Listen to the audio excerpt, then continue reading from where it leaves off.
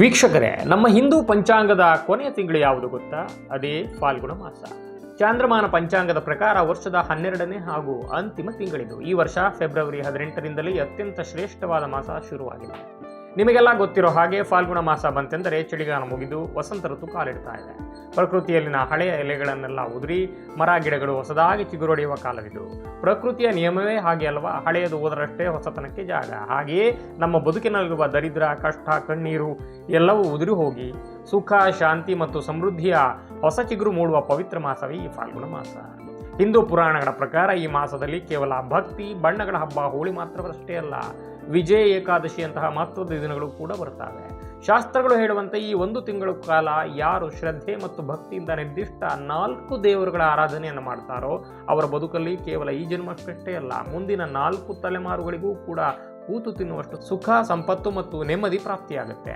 ಹಾಗಾದರೆ ಯಾರು ಆ 4 ದೇವರುಗಳು? ಅವರಿಗೆ ಪೂಜೆ ಮಾಡೋದು ಹೇಗೆ? ಈ ಫಾಲ್ಗುಣ ಮಾಸದಲ್ಲಿ ನಾವು ಮಾಡಬೇಕಾದ ಮತ್ತು ಮಾಡಬಾರದ ಕೆಲಸಗಳೇನು? ಎಲ್ಲವನ್ನೂ ಕೂಡ ಎಡೆಯಾಗಿ ಸಂಪೂರ್ಣವಾಗಿ ಈ ವಿಡಿಯೋದಲ್ಲಿ ನೋಡೋಣ. ಅದಕ್ಕೂ ಮುನ್ನ ನೀವಿನ್ನೂ ನಮ್ಮ ಡಂಗೂರ ಕರ್ನಾಟಕ ಚಾನಲ್ ಸಬ್ಸ್ಕ್ರೈಬ್ ಆಗಿಲ್ಲ ಅಂದರೆ ಈ ಕೂಡಲೇ ಸಬ್ಸ್ಕ್ರೈಬ್ ಆಗಿ, ಅಲ್ಲದೆ ಪಕ್ಕದಲ್ಲಿರೋ ಬೆಲ್ ಬಟನ್ ಒತ್ತೋದನ್ನು ಮರಿಬೇಡಿ. ವೀಕ್ಷಕರೇ, ಫಾಲ್ಗುಣ ಮಾಸದಲ್ಲಿ ನಾವು ಆರಾಧಿಸಬೇಕಾದ ಮೊದಲನೇ ದೇವರು ಅಖಿಲಾಂಡ ಕೋಟಿ ಬ್ರಹ್ಮಾಂಡ ನಾಯಕ ಶ್ರೀಮನ್ನಾರಾಯಣ. ಅದರಲ್ಲಿಯೂ ವಿಶೇಷವಾಗಿ ನರಸಿಂಹಾವತಾರ. ನಿಮಗೆ ನೆನಪಿರಬಹುದು, ಕಂಬ ಸೀಳಿಕೊಂಡು ಬಂದು ಹಿರಣ್ಯಕಶಿಪುವಿನ ಎದೆ ಬಗೆದು ತನ್ನ ಪರಮಭಕ್ತ ಪ್ರಹ್ಲಾದನನ್ನ ಶ್ರೀಹರಿ ರಕ್ಷಿಸಿದ್ದು ಇದೇ ಫಾಲ್ಗುಣ ಮಾಸದಲ್ಲಿ. ನನ್ನನ್ನು ನಂಬಿದವರನ್ನ ನಾನು ಎಂದಿಗೂ ಕೈ ಬಿಡುವುದಿಲ್ಲ ಅಂತ ಭಗವಂತ ಇಡೀ ಭೂಮಂಡಲಕ್ಕೆ ಸಾರಿ ಸಾರಿ ಹೇಳಿದ ಮಾಸವಿದು. ಯಾರು ಈ ತಿಂಗಳಲ್ಲಿ ವೈಕುಂಠವಾಸಿಯನ್ನು ವಿಶೇಷವಾಗಿ ಉಗ್ರ ನರಸಿಂಹನ ಭಕ್ತಿಭಾವದಿಂದ ಸ್ಮರಿಸ್ತಾರೋ ಅವರ ಬದುಕಿನ ಅತಿದೊಡ್ಡ ಶತ್ರುಗಳು, ಸಾಲದ ಬಾಧೆಗಳು ಹಾಗೂ ಕಷ್ಟಗಳು ಹಿರಣ್ಯಕಶಿಪುವಿನಂತೆಯೇ ನಾಶವಾಗ್ತವೆ. ಮರಗಿಡಗಳು ಹಳೆಯ ಎಲೆ ಉದುರಿಸಿ ಹೊಸ ರೂಪ ಪಡೆಯುವಂತೆ ನರಸಿಂಹನ ಆರಾಧನೆಯಿಂದ ನಿಮ್ಮ ಬದುಕಲ್ಲೂ ಕೂಡ ಹೊಸ ಚೈತನ್ಯ, ಹೊಸ ಭರವಸೆ ಮೂಡುತ್ತೆ.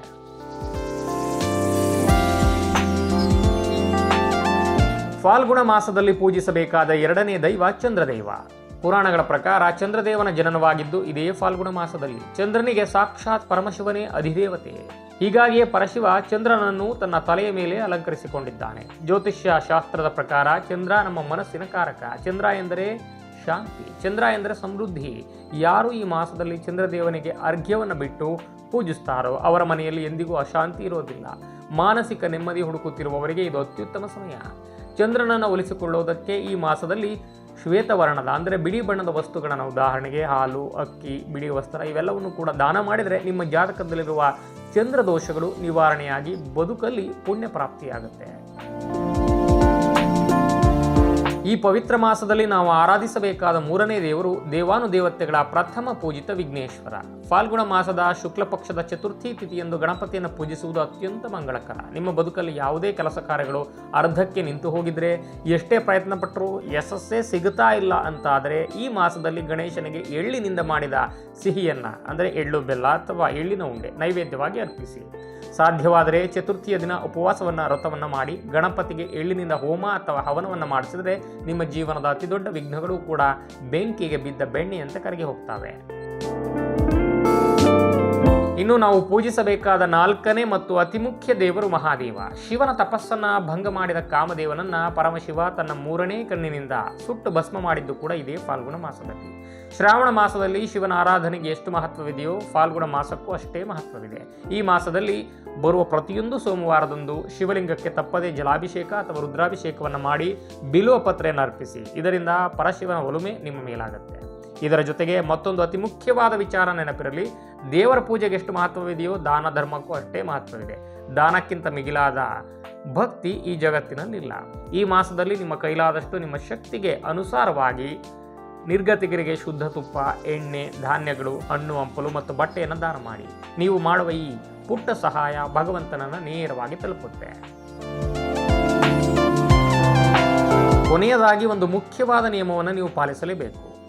ಫಾಲ್ಗುಣ ಮಾಸವನ್ನು ಅತ್ಯಂತ ಶ್ರೇಷ್ಠ ಹಾಗೂ ಪವಿತ್ರ ಮಾಸ ಅಂತ ಕರೆಯೋದ್ರಿಂದ ಈ ಒಂದು ತಿಂಗಳ ಕಾಲ ನೀವು ಸೇವಿಸುವ ಆಹಾರದ ಬಗ್ಗೆ ವಿಶೇಷವಾದ ಕಾಳಜಿ ಇರಲಿ. ಆದಷ್ಟು ಸಾತ್ವಿಕ ಆಹಾರವನ್ನು ಸೇವಿಸಿ ಮಾಂಸಾಹಾರ ಮತ್ತು ಮದ್ಯಪಾನದಿಂದ ಕಟ್ಟುನಿಟ್ಟಾಗಿ ದೂರವಿರಿ.